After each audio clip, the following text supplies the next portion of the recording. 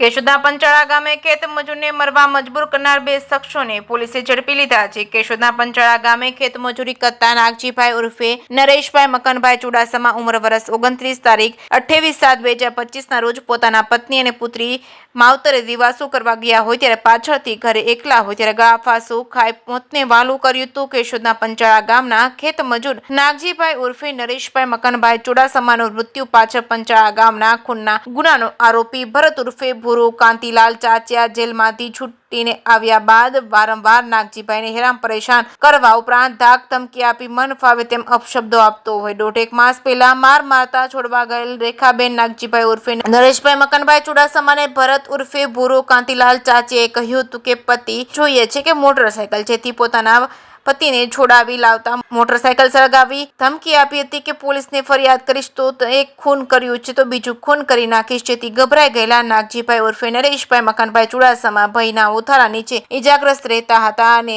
નાગજીભાઈ ઉર્ફે નરેશભાઈ મકનભાઈ ચુડાસમાએ પોતાના કબજા ભોગવટાના માલિકીનું હોલેન્ડ કંપનીનું ટ્રેક્ટર રજીસ્ટ્રેશન નંબર GJ11AS3682 3 મહિના અગાઉ કેશોદના કરશનભાઈ સોલંકીને વેચવા માટે આપ્યું હતું, જે રૂપિયા 2,50,000નું વેચી પૈસા આપતા ન હોય વારંવાર માંગણી કરતા રૂપિયા 2,60,000નો ચેક આપ્યો, પરંતુ બેંકના ખાતામાં પૂરતો પૈસા ન હોવાથી ખેત મજૂર નાગજીભાઈ ઉર્ફે નરેશભાઈ મકનભાઈ ચુડાસમા કરશનભાઈ સોલંકી પાસે પૈસાની જરૂરિયાત હોય, થોડા દિવસમાં આપી દઈશું એવા વાયદા કરતા હોય, પરંતુ પૈસા આપતા ન હોવાથી ઇજાગ્રસ્ત રહેતા નાગજીભાઈ ઉર્ફે નરેશભાઈ મકનભાઈ ચુડાસમા દિવાસાના દિવસે ઘરે એકલા હોય। ભરત ઉર્ફે ભૂરો કાંતિલાલ ચાચિયા રહેવાસી પંચાળા અને કરશનભાઈ સોલંકી રહેવાસી કેશોદવાડાના ત્રાસથી કંટાળી ઘરે ગળા ફાંસો ખાઈ મોતને વાલું કરતા મૃતકના પત્ની રેખાબેન નાગજીભાઈ ઉર્ફે નરેશભાઈ મકનભાઈ ચુડાસમાની આ વિતી સાંભળી પોલીસ સબ ઇન્સ્પેક્ટર JR વાજા, પોલીસ કોન્સ્ટેબલ અમરાભાઈ હામાભાઈ ચુંજિયાએ ભારતીય ન્યાય સંહિતાની કલમ 108 હેઠળ ભરત ઉર્ફે ભૂરો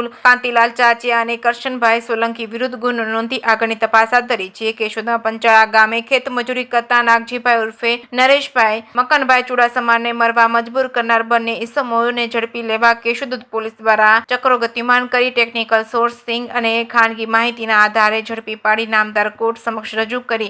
આગળની કાર્યવાહી હાથ ધરવામાં આવી છે। ગુજરાતી સાથે રાજુ પંડ્યા, કેશોદ।